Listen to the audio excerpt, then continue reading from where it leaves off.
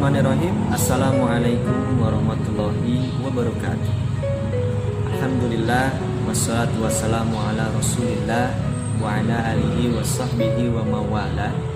Asyhadu an la ilaha illallah wahdahu la syarikalah wa asyhadu anna muhammadan abduhu wa rasuluhu alladzi la nabiyya ba'dah. Allahumma fasholli wa sallim wa barik ala Muhammadin wa ala alihi wa ashabihi wa man tabi'ahu ila yaumil qiyamah, amma ba'd. Anak-anakku sekalian, bagaimana kabarnya hari ini? Alhamdulillah, mudah-mudahan kita dalam keadaan sehat walafiat dan masih semangat di dalam pembelajaran online saat ini. Dalam kesempatan kali ini, Bapak akan melanjutkan materi tentang meyakini kitab-kitab Allah Subhanahu wa Ta'ala dan mencintai Al-Quran. Doa sebelum belajar.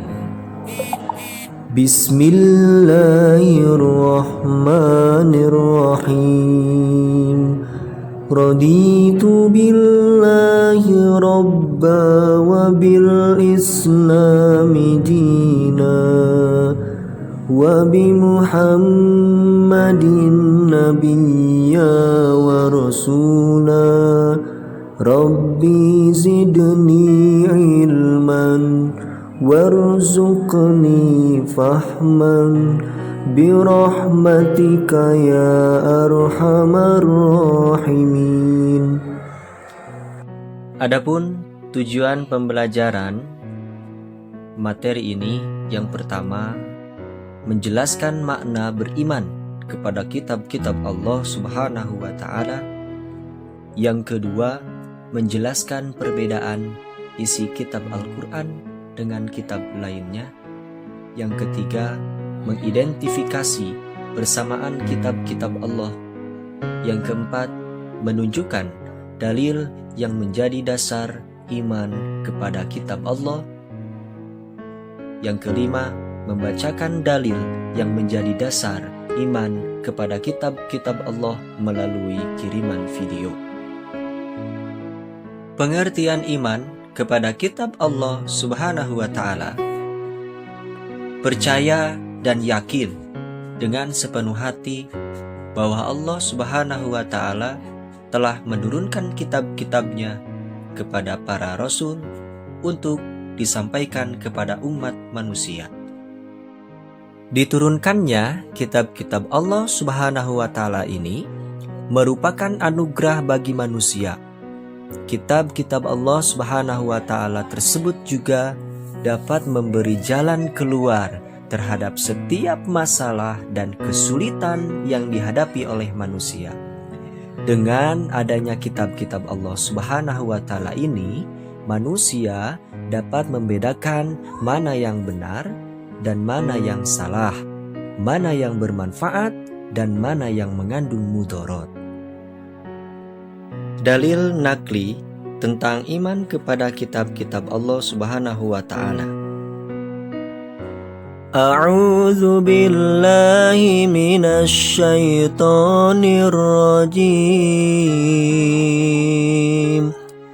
Bismillahirrahmanirrahim.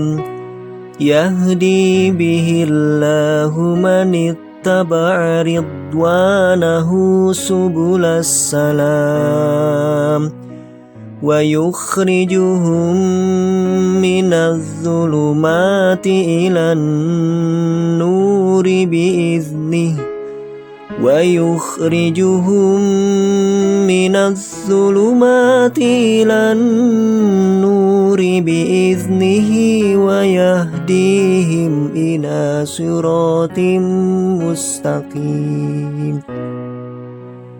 Dengan kitab itulah Allah memberi petunjuk kepada orang yang mengikuti keridhoannya ke jalan keselamatan.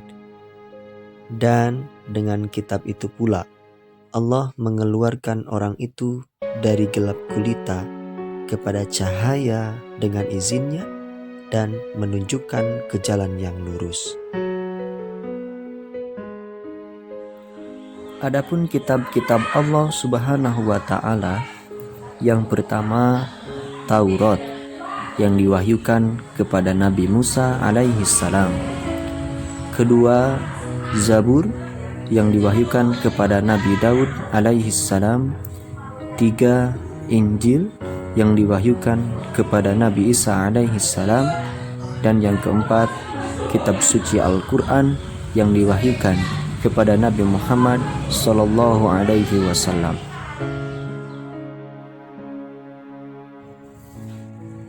Kitab Taurat.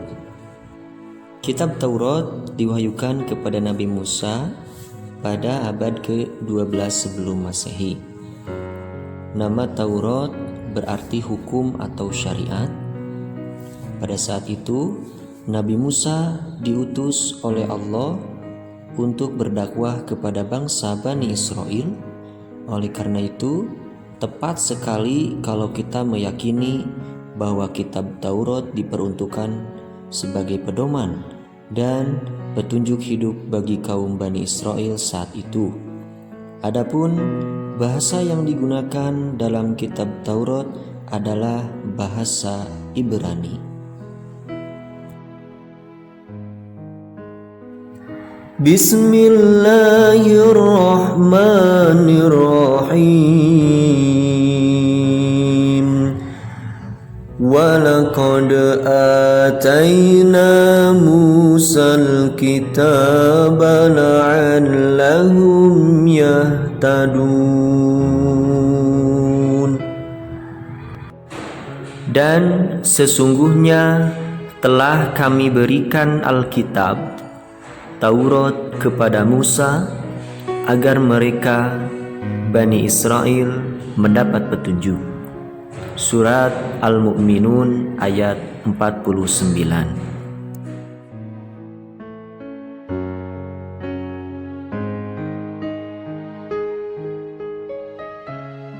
Pokok ajaran kitab Taurat. Yang pertama, perintah untuk mengesahkan Allah Subhanahu wa taala. 2. Larangan menyembah berhala. 3. Larangan menyebut nama-nama Allah Subhanahu wa taala dengan sia-sia. 4. Perintah menyucikan hari Sabtu. 5. Perintah menghormati kedua orang tua. 6. Larangan membunuh sesama manusia. 7. Larangan berbuat zina. 8. Larangan mencuri. 9. Larangan menjadi saksi palsu. Dan 10. Larangan mengambil hak orang lain. Kitab yang kedua, Kitab Zabur.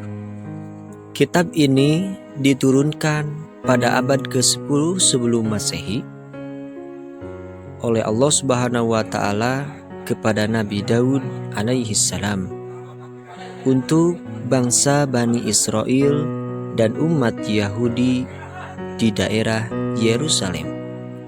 Adapun kitab ini ditulis dengan bahasa Kibti.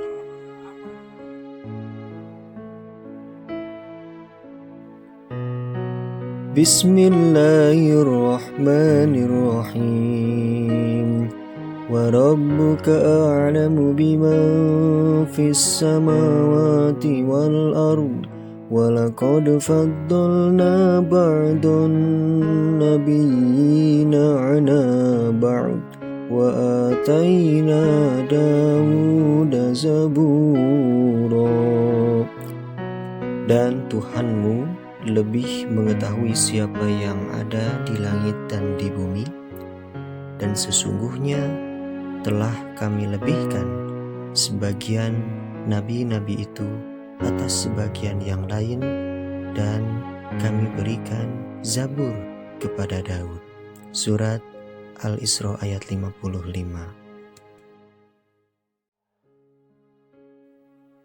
Adapun pokok ajaran Kitab Zabur, pertama berisi doa, kedua nyanyian yang disenandungkan Nabi Daud, 3 permintaan ampun atas dosanya, 4 sukacita karena kemenangan atas musuh dan kelima, kemuliaan Allah Subhanahu wa Ta'ala.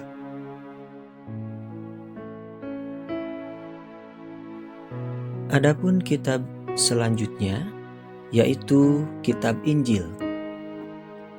Kitab Injil diturunkan kepada Nabi Isa alaihissalam pada permulaan abad 1 Masehi.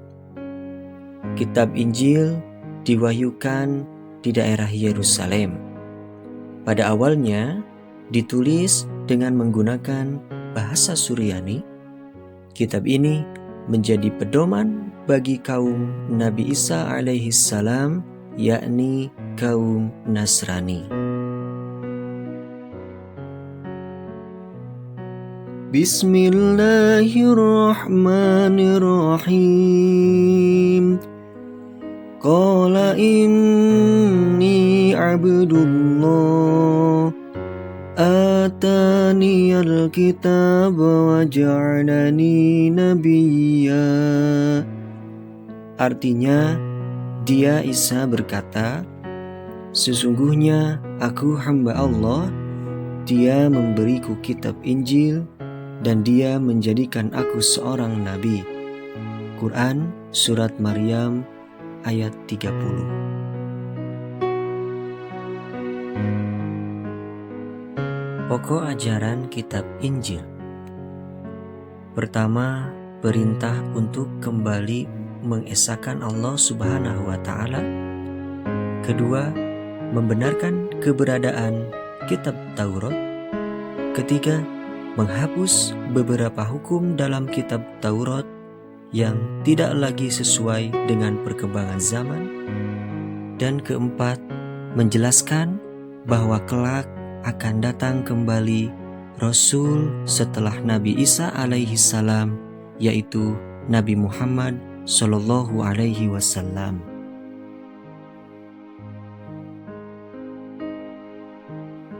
Kitab yang terakhir yaitu kitab Al-Quran. Kitab Al-Quran merupakan kitab yang diturunkan Allah Subhanahu wa Ta'ala kepada Nabi dan Rasul yang terakhir, yaitu Nabi Muhammad sallallahu alaihi wasallam. Kitab suci Al-Quran diturunkan sebagai penyempurna dan membenarkan kitab-kitab sebelumnya. Bismillahirrahmanirrahim. Nazzala 'alaikal kitaba bil haqqi musaddiqan lima baina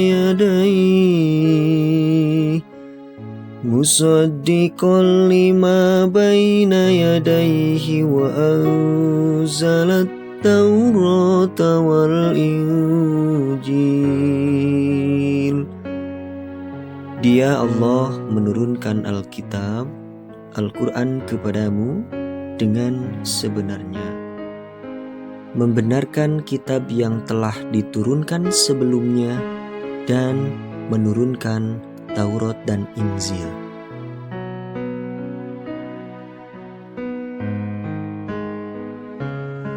Pokok ajaran kitab Al-Quran.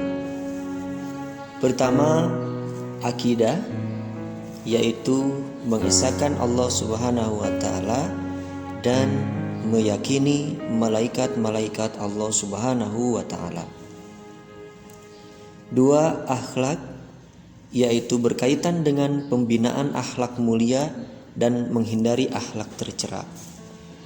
Tiga, ibadah, yakni berkaitan dengan tata cara beribadah seperti sholat, zakat, dan lain-lain. Empat, muamalah, yakni berkaitan dengan tata cara berhubungan kepada sesama manusia. Dan kelima, tarikh atau sejarah, yaitu kisah orang-orang dan umat terdahulu. Latihan soal. Di sini dapat kita lihat ada 5 soal. Yang pertama, jelaskan pengertian iman kepada kitab-kitab Allah Subhanahu wa Ta'ala. Kedua, sebutkan nama-nama kitab Allah dan Rasul penerimanya. Ketiga, tulislah firman Allah Subhanahu wa taala dengan artinya mengenai kitab Injil. 4. Tulislah firman Allah dengan artinya mengenai kitab Al-Qur'an. Dan kelima, sebutkan 5 pokok ajaran yang terkandung dalam Al-Qur'an. Wallahu a'lam bishawab. Wassalamualaikum warahmatullahi wabarakatuh.